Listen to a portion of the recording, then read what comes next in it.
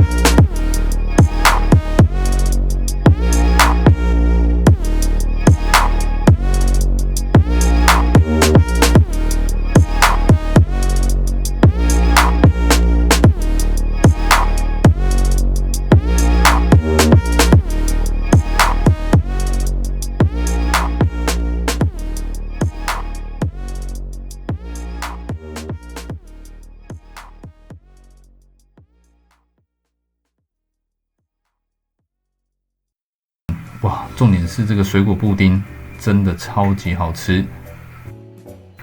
很多人说甜点是第二个胃，那如果真的吃不下，也不要勉强咯，因为实在是太多美食啦。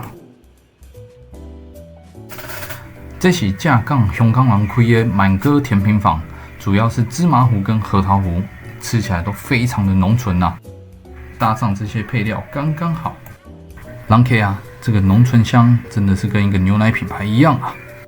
再来甜蜜水果区，看到空盘那个其实就是西瓜啦。其实吃这么饱，我们后来也很少拿这些水果了，毕竟真的已经吃饱啦。冰品区这边可以看到有很多的选择。